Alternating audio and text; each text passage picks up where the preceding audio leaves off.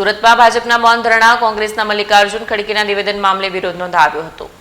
સુરતમાં ભાજપના મૌન ધરણા, કોંગ્રેસના મલ્લિકાર્જુન ખડગેના નિવેદન મામલે વિરોધ નોંધાવ્યો છે. સુરતના રાયગઢ પાસે વિરોધ કરાયો. ગુજરાતી ભાષા અને ગુજરાતીઓના સ્વાભિમાનનું અપમાન હવે બિલકુલ સહન નહીં થાય તેમ ભાજપનું કહેવું છે. આ મૌન અમારી કમજોરી નહીં પરંતુ આવનારી તોફાની લડતની શરૂઆત છે.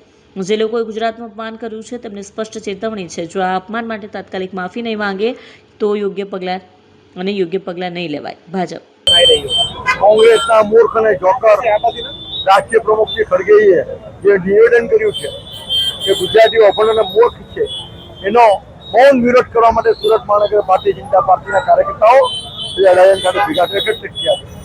જે ગુજરાતે મહાત્મા ગાંધીજી, સરદાર વલ્લભભાઈ પટેલ જેવા વીર પુરુષો, રાષ્ટ્ર પુરુષો આપ્યા છે. નરેન્દ્રભાઈ મોદી સાહેબ, અમિતભાઈ શાહ સાહેબ જેવો મજબૂત નેતૃત્વ દેશને પૂરું પાડ્યું છે. તે ગુજરાતને તમે શું અભણ અને મૂર્ખ કહેવા માંગો છો?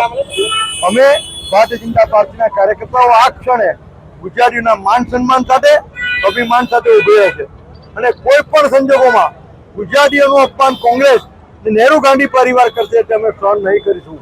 અને આવનારા દિવસોમાં અમે આ મુદ્દો ગુજરાતના હર ચોરાહા પર, હર ખૂણામાં લઈ જઈશું.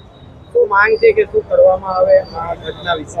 કોંગ્રેસના રાષ્ટ્રીય પ્રમુખ, કોંગ્રેસ અને રાહુલ ગાંધી, પ્રિયંકા ગાંધી, સોનિયા ગાંધી ગુજરાતની અને ગુજરાતના લોકોની માફી માંગે.